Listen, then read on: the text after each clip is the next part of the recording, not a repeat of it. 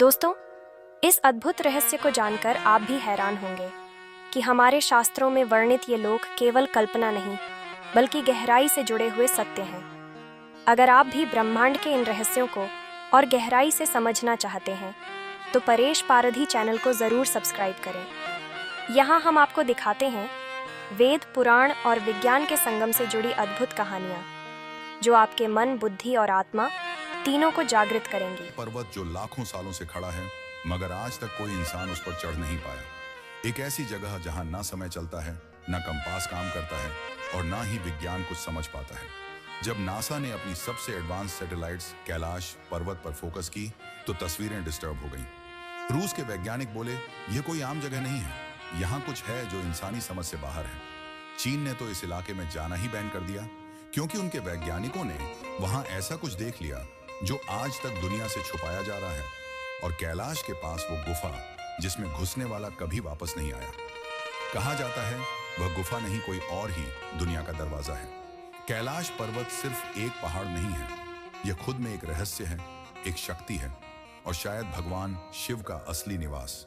तो सवाल यह है, कोई उस पर चढ़ क्यों नहीं पाया? नासा की सैटेलाइट वहां क्यों फेल हो गई?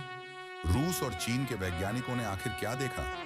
अगर आप भी भगवान शिव के भक्त हैं, तो वीडियो को लाइक करें, चैनल को सब्सक्राइब करें और कमेंट में सच्चे दिल से लिखें ओम नमः शिवाय।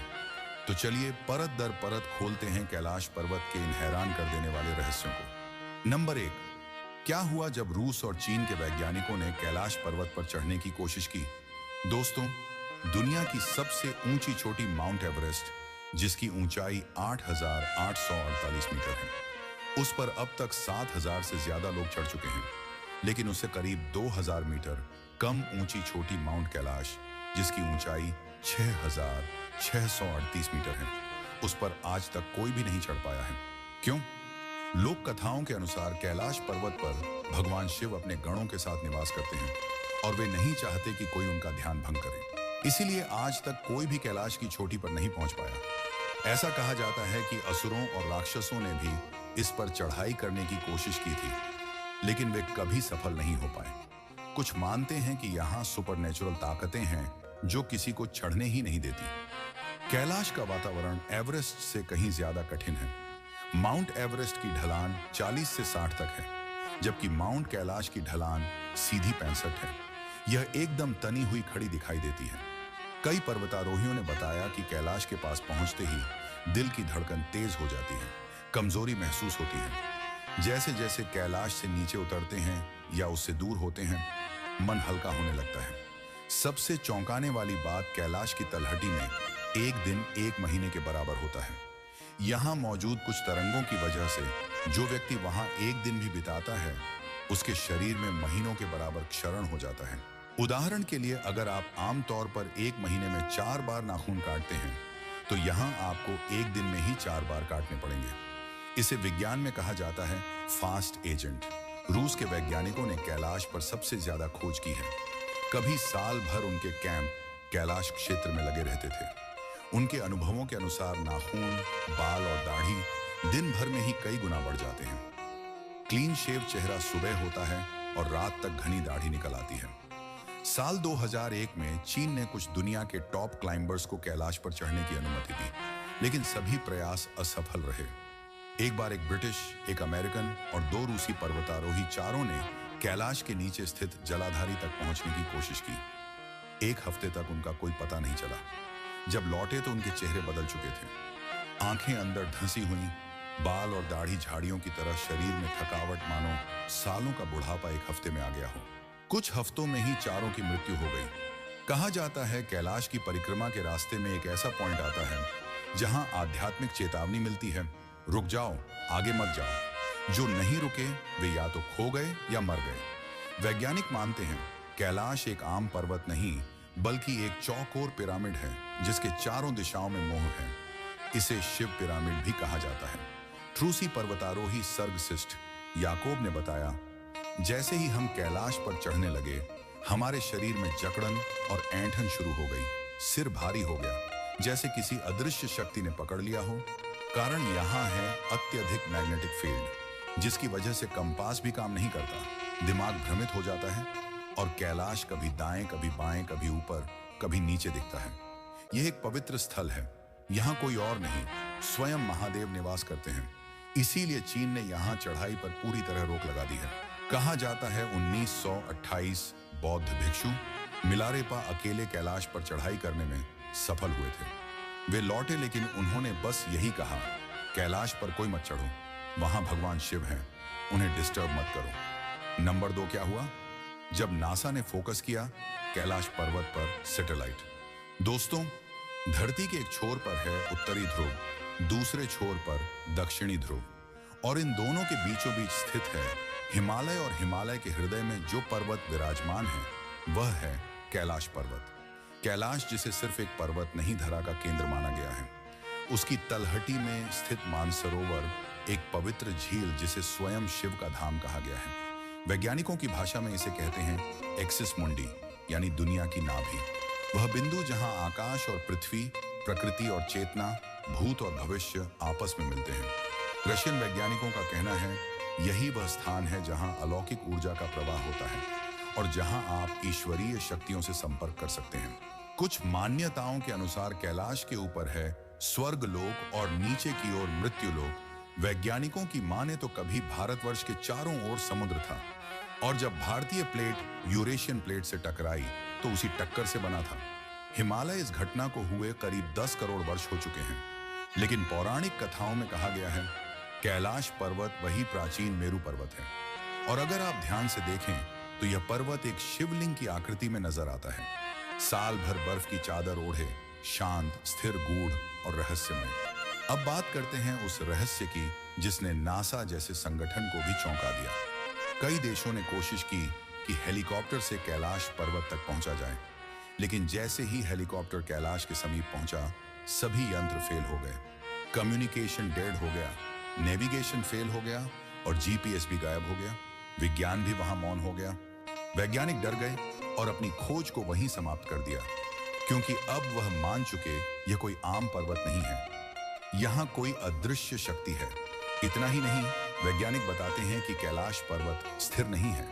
जी हां, यह पर्वत अपने स्थान पर घूमता रहता है और इसलिए यहां जाने वाला हर व्यक्ति दिशा भ्रम का शिकार हो जाता है। कंपास यहां काम नहीं करता, सैटेलाइट्स धोखा खाने लगते हैं और इंसान भूल जाता है खुद को। इसी रहस्य की तह तक जाने के लिए 2015 से 2016 के बीच नासा ने गूगल अर्थ और उपग्रहों की मदद से कैलाश पर्वत पर रिसर्च शुरू की, और जो तस्वीरें सामने आई उन्होंने नासा और गूगल दोनों के होश उड़ा दिए। जी हां दोस्तों, उन तस्वीरों में कोई आकृति नहीं, कोई परछाई नहीं, बल्कि स्वयं भगवान शिव ध्यान मुद्रा में विराजमान दिखाई दिए। सुनकर हैरानी होगी, लेकिन नासा के रिसर्चर बताते हैं उन तस्वीरों में एक जीवंत उपस्थिति थी, न कि सिर्फ चट्टान या बर्फ की आकृति।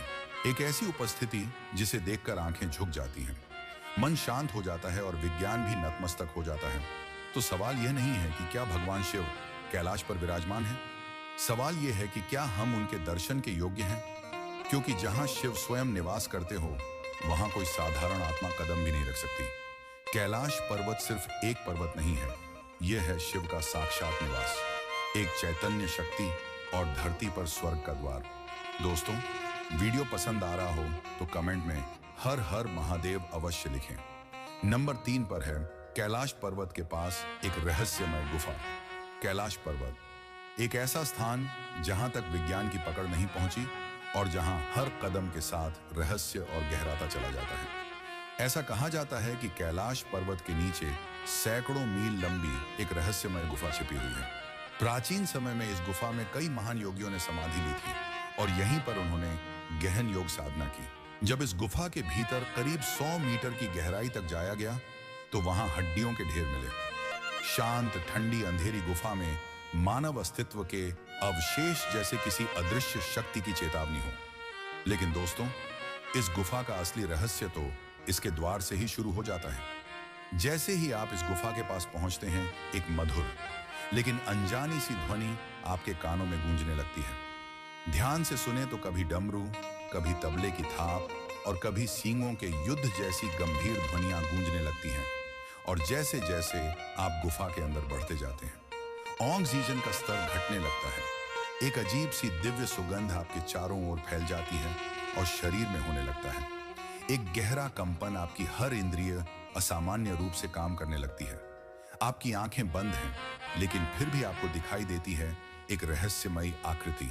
आप अपने ही शरीर को जैसे भारहीन महसूस करने लगते हैं, मानो गुरुत्वाकर्षण ही खत्म हो गया हो। विज्ञान ने भी इस रहस्य को सुलझाने की कोशिश की। रोबोट और उपकरण इस गुफा में भेजे गए, लेकिन भीषण गर्मी और तेज मैग्नेटिक फील्ड के कारण हर यंत्र ने जवाब दे दिया। किसी भी वैज्ञानिक यंत्र ने इस गुफा की गहराइयों तक पहुंचने से पहले ही काम करना बंद कर दिया। और फिर इस गुफा के मुख्य द्वार को एक विशाल पत्थर से सील कर दिया गया, ताकि कोई भी इस गुप्त ऊर्जा को छेड़ने का प्रयास न करे। शिव महापुराण के अनुसार यह गुफा केवल भगवान शिव के लिए आरक्षित है, क्योंकि यहीं पर भगवान शंकर ध्यान में लीन होते थे।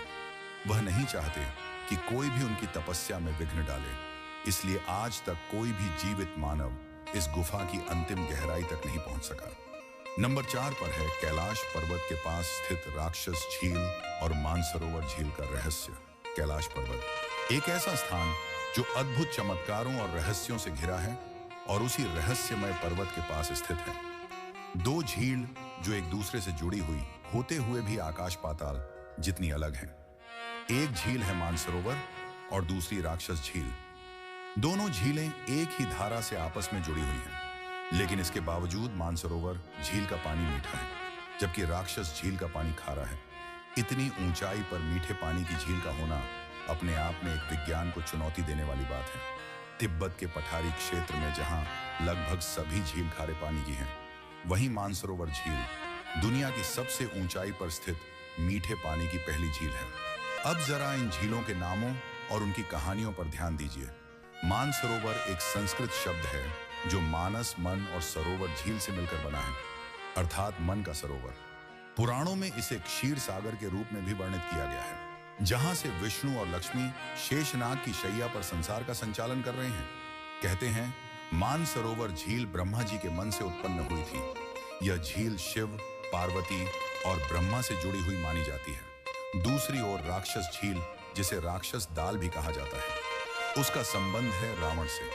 मान्यता है कि रावण ने यहीं पर भगवान शिव को प्रसन्न करने के लिए घोर तपस्या की थी, लेकिन यह झील आज भी नकारात्मक ऊर्जा से भरी हुई मानी जाती है। मानसरोवर झील का आकार सूर्य के समान है। यह प्रकाश, ऊर्जा और शांति का प्रतीक है, जबकि राक्षस झील का आकार अर्धचंद्र के समान है, जो माना जाता है अंधकार और नकारात्मकता का प्रतीक। यहाँ ध्यान देने वाली बात यह भी है कि दोनों झीलें पास पास होते हुए भी उनके पानी की प्रकृति, वातावरण और ऊर्जा में आकाश जमीन का अंतर है। मानसरोवर झील शांत हरियाली से घिरी मछलियां, जलीय जीव पक्षियों की चहचहाट और पूजा पाठ का केंद्र। वहीं दूसरी ओर राक्षस झील निर्जीव, ना कोई मछली, ना वनस्पति, ना पक्षी। सामान्य मौसम में भी पानी में लहरें उठती रहती हैं। यह झील मानी जाती है शापित। कोई इसमें स्नान नहीं करता, ना ही यहाँ पूजा की जाती है। कहा जाता है जिस दिन इन दोनों झीलों को जोड़ने वाली धारा टूट जाएगी, उस दिन भीषण महाप्रलय आएगा। अब सवाल यह उठता है, दोनों झील जुड़ी हुई होते हुए भी इतनी भिन्न क्यों हैं? क्या यह प्राकृतिक रूप से बनी है या फिर किसी दिव्य शक्ति द्वारा रचित रहस्यमयी संरचनाएं? वैज्ञानिक आज भी इस रहस्य को पूरी तरह नहीं समझ पाए हैं। तो दोस्तों, आप क्या मानते हैं? क्या यह दोनों झीलें ईश्वर की लीला है या प्राकृतिक चमत्कार? कमेंट सेक्शन में अपनी राय जरूर बताइए। नंबर 5 पर है ज्ञानगंज मठ का रहस्य। एक ऐसी रहस्यमय जगह जो नक्शों से गायब है, जहां ना कोई आम इंसान पहुंच सकता है और ना ही कोई सैटेलाइट इसे देख सका है। तिब्बत और अरुणाचल प्रदेश के बीच हिमालय की गोद में बसा है ज्ञानगंज मठ। इसे संभाला सिद्धाश्रम या फिर शंग्रीला के नाम से भी जाना जाता है। मान्यता है यहाँ केवल सिद्ध महात्माओं को ही प्रवेश मिलता है। जो एक बार वहां पहुंच जाता है, उसका अस्तित्व इस संसार से मिट जाता है। ना कोई खबर, ना कोई पहचान। यहाँ समय थम जाता है, काल का कोई प्रभाव नहीं। यहाँ व्यक्ति की चेतना, विचार और ऊर्जा असीम रूप से बढ़ जाती है। यह स्थान कहाँ है, इसका सही पता आज तक किसी को नहीं चल पाया है। यहाँ तक कि आधुनिक सैटेलाइट सिस्टम भी इसे ट्रैक नहीं कर सके। चीन ने कई बार आधुनिक तकनीकों से इसे ढूंढने की कोशिश की, लेकिन हर बार विफलता ही हाथ लगी। भारत ही नहीं, तिब्बत और बौद्ध समुदायों में भी इस स्थान को लेकर अनेक मान्यताएं हैं। कहा जाता है सिर्फ सिद्ध बौद्ध भिक्षु ही गोपनीय मार्गों से यहाँ पहुंचने में सक्षम होते हैं। यह जगह केवल धार्मिक नहीं, अलौकिक और चौथे आयाम में स्थित मानी जाती है। कई किताबों और पौराणिक ग्रंथों में इस रहस्यमय मठ का उल्लेख मिलता है।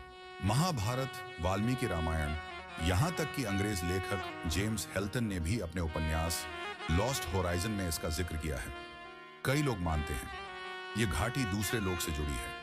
इस जगह का आकार 8 पंखुड़ियों वाले कमल की तरह है और इसके केंद्र में है जीवन का वृक्ष जो स्वर्ग, पृथ्वी और अधोलोक को जोड़ता है। जो लोग ज्ञानगंज को देख चुके हैं उनके अनुसार यह एक झिलमिलाता शहर है जहां रहने वाले अमर हैं।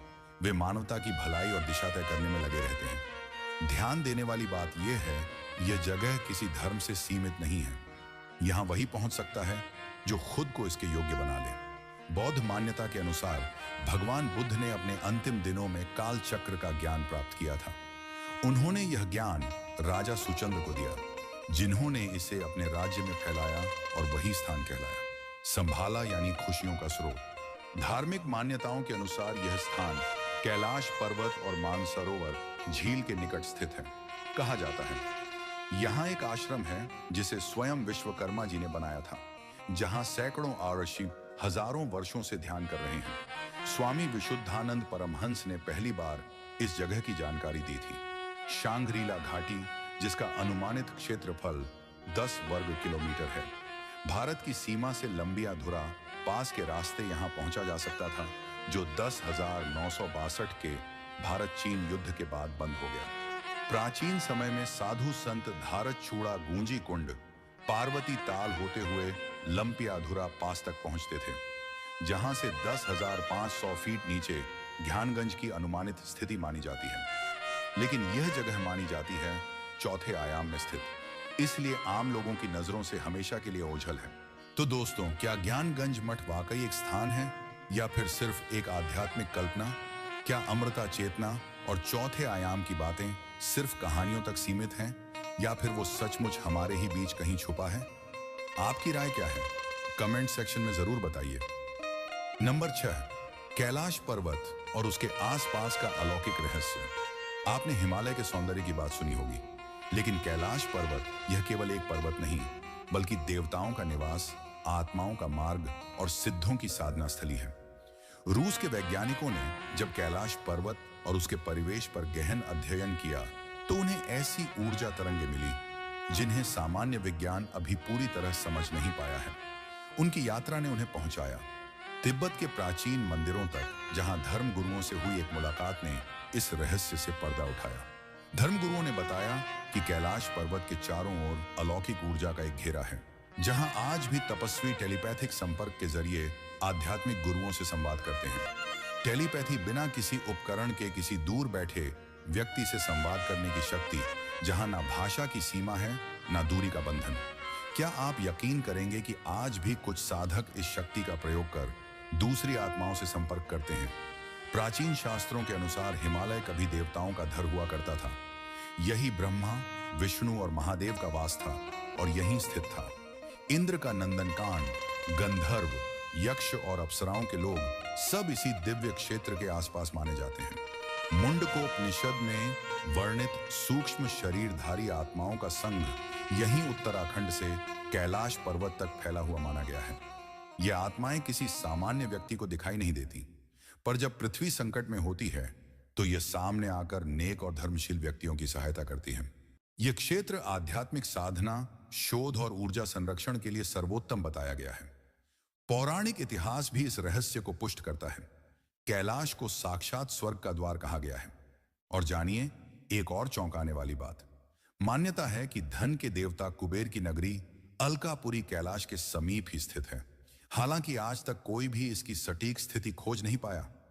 यही नहीं, यहीं से भगवान विष्णु के कर कमलों से निकली गंगा पर्वत की चोटी पर गिरती है, जहां से महादेव उसे अपनी जटाओं में समेटकर धरती पर निर्मल गंगा धारा के रूप में प्रवाहित करते हैं। कुछ लोग यह भी दावा करते हैं कि कैलाश पर्वत के नीचे सोने की विशाल खदानें हैं, जिसे कुबेर की संपत्ति माना जाता है। लेकिन यह सच्चाई आज भी किसी गूढ़ रहस्य की तरह धुंध में छिपी हुई है। नंबर 7, कैलाश पर्वत की रहस्यमयी ध्वनि और आकाश में दिखती 7 रंगों की लाइटें। अगर आप कभी कैलाश पर्वत या मानसरोवर झील की यात्रा पर जाएं, तो आपको एक बेहद अजीब पर लगातार सुनाई देने वाली आवाज महसूस होगी। ऐसा लगेगा जैसे आसमान में कोई एरोप्लेन उड़ रहा हो। लेकिन जब आप ध्यान से सुनते हैं तो वह आवाज किसी इंजन की नहीं, बल्कि डमरू की गूंज या पंप की ध्वनि जैसी प्रतीत होती है। क्या यह केवल बर्फ के पिघलने की आवाज है या फिर कुछ और? वैज्ञानिकों का अनुमान है कि यह ध्वनि बर्फ, हवा और ऊंचाई की अद्भुत संगति से बनती है। लेकिन ऐसा भी संभव है कि यहाँ का प्राकृतिक वातावरण वम जैसी ध्वनि को खुद जन्म देता हो। अब बात करते हैं रोशनी की। कई यात्रियों और साधकों ने बताया है कि कैलाश पर्वत के शिखर पर कभी कभी 7 रंगों की रोशनी आसमान में चमकती हुई दिखाई देती है। 7 रंगों की लहरें जैसे इंद्रधनुष नाच रहा हो।